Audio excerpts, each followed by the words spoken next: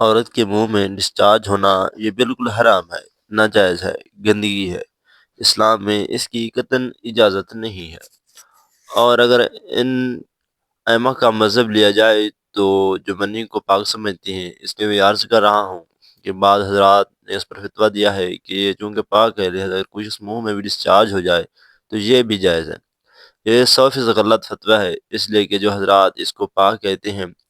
وہ بھی اس کو خبائث میں داخل کرتے ہیں، حرام چیزوں میں داخل کرتے ہیں۔ اس کا کھانا یا اس کا منہ میں ڈالنا وہ بھی جائز نہیں کہتے، تو اس لحاظ سے بھی یہ ناجائز ہے اور بہت ساری بیماریوں کا ذریعہ بھی ہے۔ دوسرا مسئلہ یہ ہے کہ اگر کوئی ڈسچارج نہیں ہوتا اور سیکس کے ذریعے اس کا شرعی حکم کیا ہے، تو اس کا حکم یہ ہے کہ انتہائی سخت درجے کا مکروہ ہے، ناپسندیدہ عمل ہے، اور اس کے سخت درجے کا مکروہ اور ناپسندیدہ جرائم نہیں ہے، لیکن بہت زیادہ ناپسندیدہ اور شریعت کے مزاج کے بالکل خلاف ہے، اور اسلامی کلچر میں اس کا کوئی تصور نہیں تھا۔ یہی وجہ ہے کہ فقہائے کرام کے ہاں سے اس چیز کا تذکرہ بہت ہی محدود پیمانے پر ملتا ہے۔ یہ اس کی علامت ہے کہ مسلمان معاشرہ اس چیز سے بالکل بھی واقف نہیں تھا کہ یہ کیا ہوتا ہے، تو یہ چیزیں غیروں سے آئی ہیں، غیر مسلموں سے ہمارے معاشرے میں، جو ان کی موویز دیکھ کر، فحش فلمیں دیکھ دیکھ کر نوجوانوں میں اس چیز نے سرایت کی ہے، ورنہ انسان طبی طور پر اس عمل سے بہت زیادہ نفرت کرتا ہے۔ کوئی بھی شریف الطبع آدمی ذہنی طور پر اس کے لیے تیار نہیں ہوگا، تو میں پھر بھی یہ کہہ رہا ہوں کہ بہرحال علماء اس کو ناجائز اور حرام نہیں سمجھتے، اس لیے کہ میاں بیوی ایک دوسرے سے جس طرح چاہیں استمتاع کر سکتے ہیں، لیکن سخت ناپسندیدہ بہرحال اور مکروہ وہ چیز ہے اور اس قابل نہیں ہے کہ اس کی حوصلہ افزائی کی جائے۔ یہ اس کے بارے میں ہے کہ جب یعنی جو ہے وہ ادخال کیا جائے فم کے اندر، اس میں مرد باقاعدہ تلفظ حاصل کرے، اگر ایسا نہ ہو بلکہ بہر سے استمناء کیا جائے، جسے بعض جگہ ایسا ہوتا ہے کہ عورت کو اس چیز سے گھن آتی ہے کہ اپنے منہ میں اس گندگی کو لے کر جائے،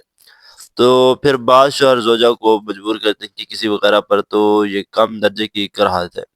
یعنی یہ بھی ناپسندیدہ تو ہے مگر اس درجے کا مکروہ درجے کی ناپسندیدہ نہیں ہے۔ دوسری بات یہ ہے کہ جو میں نے پوری ڈیٹیل بیان کی ہے یہ اس صورت میں ہے اس کے مکروہ اور ناپسندیدہ ہونے کی عورت اس کے لیے ذہنی طور پر آمادہ ہو۔ یہ بات خوب یاد رکھیں، اگر عورت کو اس عمل سے گھن آتی ہے تو پھر مرد بیوی کو اس کام پر مجبور ہرگز نہیں کر سکتا، کیونکہ یہ نکاح کے جو ایگریمنٹ کے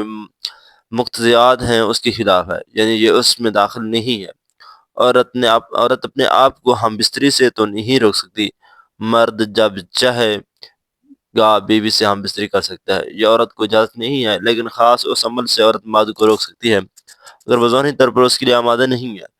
یہ تو میں نے اورل سیکس کے متعلق کچھ فقہی احکام بیان کیے ہیں۔ دوسری بات یہ ہے کہ اس کا بھی مسئلہ پوچھا جاتا ہے کہ بعض مرد اپنی زوجہ کو مجبور کرتے ہیں غیر فطری طریقے سے ہم بستری کرنے پر، پچھلے راستے سے ہم بستری کرنے پر، تو یہ بات یاد رکھیں کہ ایسی صورت میں عورت پر اصل حکم یہی ہے کہ وہ ایسے مرد سے طلاق لے لے اور اس کو اپنے قریب نہ آنے دے، کیونکہ اس میں نقصان یہ ہوتا ہے کہ اگر اس کام کی مرد کو اجازت دے دے تو کچھ وقت کے بعد اس کے اپنی نیچر تبدیل ہو جاتی ہے، اپنی فطرت بدل جاتی ہے، اور اسے اسی غیر فطری کام میں لذت آنا شروع ہو جاتی ہے، تو اپنے آپ کو گندگی سے بچانا یہ بہت ضروری ہے۔ اور اگر یہ وہ سمجھتی ہے کہ طلاق کے بعد اس کے دوبارہ نکاح نہیں ہوگا، اس کی زندگی تباہ ہو جائے گی، تو پھر سخت مجبوری میں اگر مرد اس کو دھمکیاں دیتا ہے مارنے کی یا طلاق کی، تو ایسی مجبوری میں پھر اللہ کی راہ میں سے امید ہے کہ گناہ صرف مرد کے کندھوں پر ہوگا۔ ایک اور علمی نقطے کی بات ہمیں یہ پتہ چلتی ہے اس آیت میں کہ نساء اللہ تعالیٰ نے نکاح کا بنیادی مقصد حرث بتایا ہے، یہ نسل بڑھانا ہے۔ یہ جو فیملی پلاننگ والے آج جس دعوت کو لے کر چل رہے ہیں کہ بچے دو ہی اچھے، یہ تو پوری دنیا میں ایک تحریک چل رہی ہے، یہ قرآن و سنت کے 100% خلاف ہے۔ قرآن کی بعض نصوص اور حدیث میں اس بارے میں بہت تفصیل سے آیا ہے۔ میری جو کتاب ہے ایک سے زائد شادیوں کی ضرورت کیوں، اس میں تقریباً 5 صفحات میں نے صرف اسی پر لکھے ہیں کہ اسلام نسل بڑھانے پر بہت ہی زیادہ حریص ہے۔ اسلام چاہتا ہے کہ مسلمانوں کی نسل بڑھے۔